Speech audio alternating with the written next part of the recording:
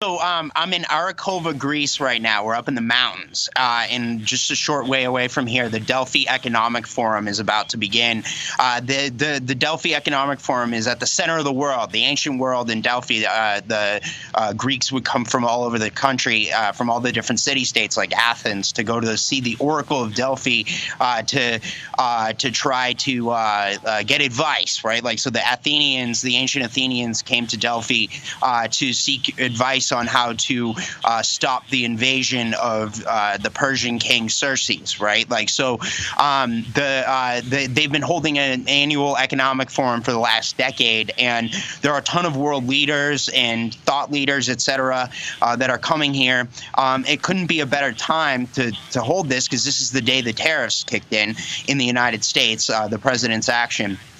So everybody's looking to the United States to try to figure out what's going to happen. I got to Greece a little over 48 hours ago. In that time frame, I've interviewed the prime minister, one of Greece's two vice presidents, as well as the Archbishop of the Orthodox Church in Greece, and the tons of different news. The big thing I would say, though, is the big takeaway from all of these conversations: the Europeans, at least the Greeks, are ready to join with President Trump against China, right? Like, they want to make a deal. They want to figure out how do they get there.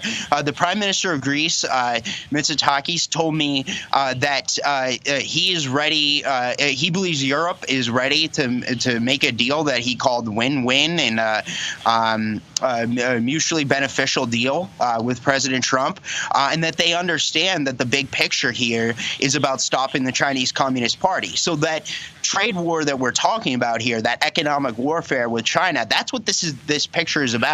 And I think that President Trump has a unique opportunity right now around the world with what you see with a number of these countries, whether it be the Europeans, who are sometimes being dragged kicking and screaming along to the point of working with the Americans to stand up to China, but they may get dragged there.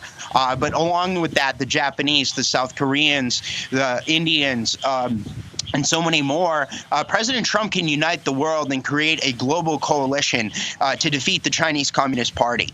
And there's a pathway to do so already in existence. President Trump signed earlier this year, and this is the big picture. And I asked the president about this when I was in the White House with him just a few weeks ago. He signed a deal with Narendra Modi, the Prime Minister of India, when he came to the United States, called the IMEC corridor. And the IMEC corridor is the first Western-led trade corridor to counter the Belt and Road Initiative from China. That it starts in India. It goes through the Middle East, and this is why expanding the Abraham Accords and getting the Saudis on board is so important. It goes through UAE and Saudi Arabia. And then it goes through Israel, and then it goes from there through Cyprus into Greece into Western Europe. So the way to look at this is, and this is what the Prime Minister told me, is that you have on one side the world's biggest democracy in India, on the other side the world's most powerful democracy in the United States, and the birthplace of democracy right here in Greece, in the center, that holds the whole thing together.